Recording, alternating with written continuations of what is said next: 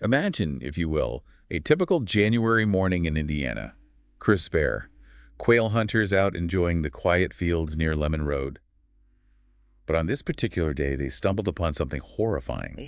The charred remains of a young girl in a soybean field. Now, that's not the kind of discovery you'd expect in a place like Jefferson County. Not at all. It really highlights that darkness can touch any corner of the world, even the most seemingly peaceful ones. And to add to the horror, the victim was only 12 years old, Shanda Sharer. The brutality at the crime scene, the way her body was Yeah, just unimaginable. unimaginable is right. And the intensity of the violence, it went beyond just ending a life. There was rage there, a desire to inflict pain. It's unsettling. Especially considering the perpetrators were teenagers themselves. Teenage girls, in It's fact. hard to wrap my head around that. What could drive them to such an act? Well, the investigation uncovered a tangled web of teenage relationships and jealousy. 4 girls were at the center of it all. Melinda Loveless, Lori Tackett, Hope Rippey, and Tony Lawrence. And Melinda Loveless, she was the driving force behind this, wasn't she? She was consumed by a jealous rage directed at Shanda, who had become involved with her ex-girlfriend. So this is a calculated act of revenge then. Absolutely. Fueled by an obsession that's sadly not uncommon in adolescence, but rarely does it escalate to this degree. So how did this jealousy transform into something so horrific? Were the other girls involved in the planning? The events leading up to the abduction are particularly chilling. Loveless, along with Tackett and Rippey, manipulated Shanda, preying on her innocence. They promised her a night of fun and excitement, a complete lie, of course. They knew exactly what awaited her. So they were intentionally exploiting Shanda's trust. Precisely. And as they drove her away from safety, the atmosphere in the car became increasingly menacing. They even made a stop at a place called the Witch's Castle. I've heard of that place, a dilapidated structure with all sorts of local lore surrounding it. Exactly. The choice of that location, with its tales of darkness, it wasn't random. It was meant to instill terror. It's like they were crafting a horror movie, with Shanda as the unwilling star. The psychological torment they inflicted is difficult to comprehend. And tragically, the physical torture followed soon after. This is where things take an even darker turn, isn't it? Can you tell us what happened to Shanda that night? After the Witch's Castle, they took Shanda to a secluded logging road.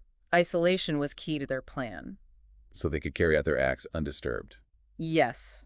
And it was there that the true horror unfolded. They subjected Shanda to hours of unimaginable torture. Beatings, stabbings. It's difficult to even talk about the I specifics. can't even imagine. Just awful. They even tried to strangle her with a rope. The brutality was relentless, and it went far beyond any twisted revenge. It spoke to a disturbing fascination with violence itself. It's just senseless cruelty. Hard to grasp how anyone, let alone teenage girls, could be so cold-hearted. And even after this sustained attack, Shanda's nightmare wasn't over. They put her in the trunk, believing she was dead. So she was still alive at that point. She was, and she cried out for help from the trunk. In a truly horrifying turn, they pulled her back out and beat her repeatedly with the tire iron, just to silence her. It's absolutely heartbreaking. It really highlights their complete lack of empathy. Now, it's important to remember, while all 4 girls were involved, Rippey and Lawrence primarily acted as bystanders. They witnessed the torture but didn't intervene. Right. But does that diminish their culpability? That's a tough question. They were witnesses to a horrific crime and did nothing. It raises questions about group dynamics and how the presence of others can influence our actions, even when faced with profound moral transgressions. It's impossible to imagine the terror Shanda must have felt in those final moments. A true tragedy. And even after all that, her suffering didn't end. Panicked about getting caught, Loveless and Tackett decided to dispose of her body. They drove to a remote location, doused her with gasoline, and set her on fire. A final act of unimaginable cruelty. And what's truly disturbing is that the autopsy revealed soot in Shanda's airway. Meaning she was still alive when they set her ablaze. Yes. It underscores the depravity of their actions. It's hard to believe anyone, let alone teenagers, could be capable of such a thing. It's a chilling reminder of the darkness that can reside within us. But it also compels us to examine what contributes to such brutality, what societal and psychological forces are at play. It's a question we'll explore as we delve deeper into this story. And delve we will. This is just the beginning of our deep dive into this tragic case. We'll continue to explore the investigation, the trials, and the aftermath in the next part of our discussion. This murder, it sent shockwaves through the community and beyond. It's hard to imagine the impact on the families involved, especially Shanda's parents. Losing a child is unimaginable, but to have her taken in such a horrific way? A wound that might never truly heal. Exactly. So how did the investigation unfold? Was justice swift? It moved quickly, thanks to one of the girls, Toni Lawrence. Haunted by what happened, she confessed to her parents, who then took her to the police. The weight of guilt, it can be overwhelming. It can. Her confession was a crucial turning point, led to the arrest of all 4 girls. I imagine the prosecution had a strong case with an eyewitness account. They did. But it's important to note they were all charged differently. So they weren't all viewed as equally responsible. No. Melinda Loveless and Lori Tackett, they faced the most serious charges, being directly involved in the torture and murder. Makes sense. Hope Rippey, who lured Shanda, and Toni Lawrence, who confessed but didn't actively participate in the violence, faced lesser charges. So the legal proceedings were a bit more nuanced than simply lumping them all together. Exactly. Let's start with Toni Lawrence. She struck a deal with the prosecution in exchange for her testimony. A classic legal strategy. It is. Allowed them to build a stronger case against the others. So what was her fate? She pled guilty to criminal confinement and received a sentence of 6 to 20 years. That seems lenient, considering the nature of the crime. Understandably. Shanda's mother, Jackie Vaught, was outraged, felt it was a grave injustice. It highlights the tension between legal strategy and the raw emotions of a grieving family. Absolutely. Now, what about Hope Rippey, the girl who lured Shanda? Initially, she maintained her innocence, but facing mounting evidence, including Lawrence's testimony, she accepted a plea deal. So she didn't go to trial? No. She pled guilty to criminal confinement and received the maximum sentence under the agreement. 60 years. 60 years. That's a long time, especially for someone who didn't directly participate in the violence. It reflects the severity of the crime. By luring Shanda, she set those tragic events in motion. And I imagine that resonated with Shanda's mother, Jackie Vaught. It did. While she advocated for the harshest possible punishments for all the girls, she acknowledged that Rippey's sentence was a step in the right direction. Understandable. But she remained adamant that all of them should serve their full sentences, no early release. A mother's unwavering pursuit of justice for her daughter. No. On to Lori Tackett.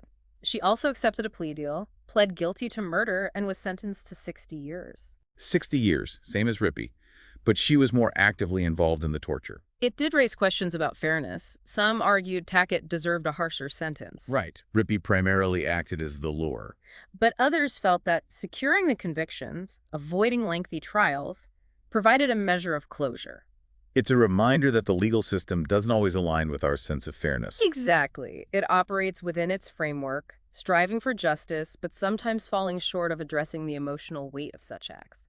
What about Melinda Loveless, the mastermind? Did she accept a plea deal? She did. Admitted to her role, received the maximum sentence. 60 years. She was only 16 at the time, but tried as an adult. Due to the severity of the crime, yes. Her case raised questions about mental instability and criminal behavior. Her troubled childhood, the abuse and neglect, was that considered? Her lawyers argued that it contributed to her state of mind at the time. A complex issue, trying to determine how much such factors mitigate culpability. Absolutely. It's a question legal systems grapple with constantly. How to balance accountability with understanding the factors that contribute to criminal behavior. A debate with no easy answers. So all 4 girls were convicted and sentenced. Does that mark the end of this story? Not quite. There's the aftermath of the trials, their lives in prison, attempts at early release. It adds another layer of complexity to this harrowing tale. It sounds like there's more to unpack. But unfortunately, we're out of time for this part of our discussion. We'll delve into the aftermath and the lingering impact of this crime in the final part. We're back, continuing our deep dive into the tragic case of Shanda Sharer. Last time we left off with Melinda Loveless, Lori Tackett, Hope Rippey, and Toni Lawrence, all convicted and sentenced for their roles in this horrific crime. But as we know, imprisonment doesn't always mean the end of the story. You're right. The trials concluded, but the aftermath continued to unfold, raising new questions about rehabilitation, forgiveness, and the complexities of the justice system. Each girl's journey through prison, their attempts at early release, and the responses from Shanda's family and the community add another layer to this already intricate case. Let's start with Toni Lawrence, the girl who broke the case open with her confession. Oh. She received the lightest sentence, 6 to 20 years. Did she serve her full term? She did not. While in prison, Lawrence seemed committed to turning her life around. She earned her GED, even pursued an associate's degree, and participated in various rehabilitation programs. These efforts, combined with her initial cooperation with the investigation, painted a picture of someone genuinely striving for redemption. Sounds like she was trying to make amends for her past actions. Did this lead to an early release? It did. Her first attempt at parole in 1998 was denied, but due to her continued good behavior and educational achievements, she was granted parole in 2000 after serving nearly 9 years. 9 years for her involvement in such a brutal crime. I imagine this was met with mixed reactions. Absolutely. Lawrence's early release sparked public debate. Some saw it as a testament to the power of rehabilitation, a sign that even those who commit terrible acts can change.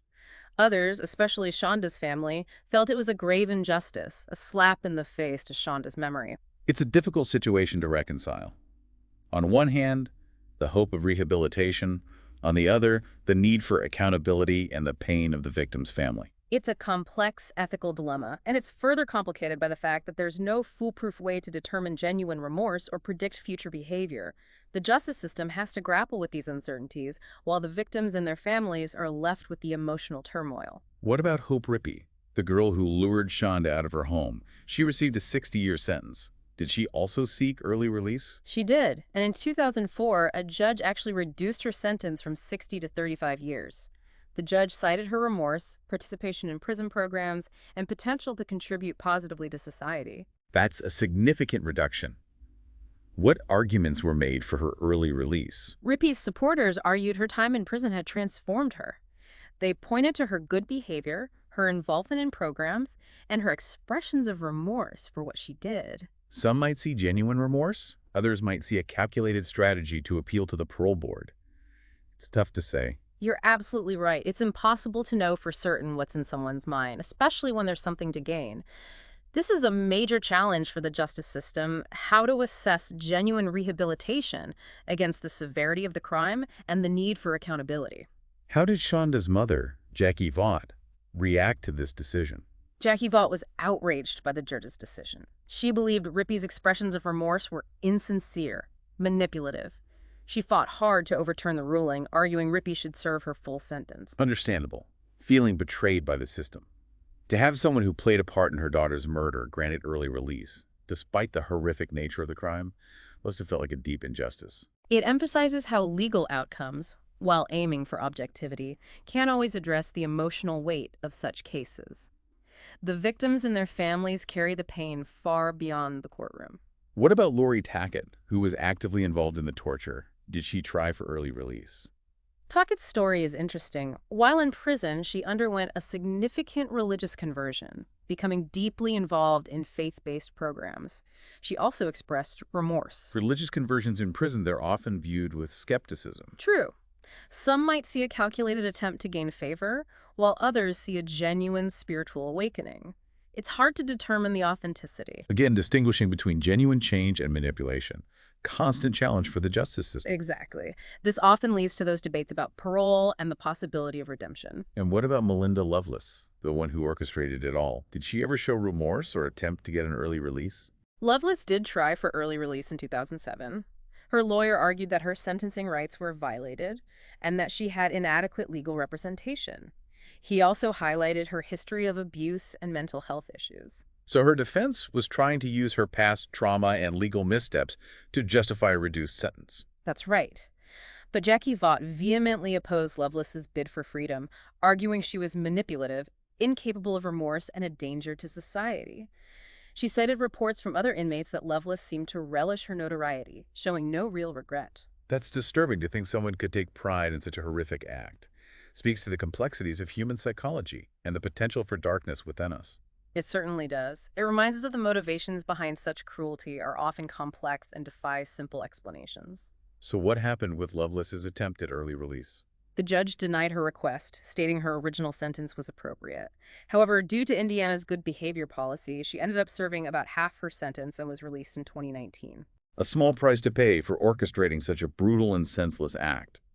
A stark reminder of the limitations of the justice system when it comes to providing true closure or addressing the pain inflicted on the victim's family. You're right. No legal outcome can truly mend the shattered lives left behind after such a tragedy. The scars of this crime run deep, not only on the families, but also on the community and society as a whole. It's a chilling reminder of the human capacity for cruelty and the challenges we face in seeking justice, understanding violence, and creating a world where such horrific acts are unthinkable. This deep dive into the Shanda Sharer case has been a difficult one. Yes. But it's a journey we must undertake if we want to confront the darker aspects of human nature and work towards a future where these tragedies are never repeated. This case reminds us of the importance of vigilance, empathy, and a commitment to creating a world where every child is safe and cherished. Let us honor Shanda's memory by working towards that goal.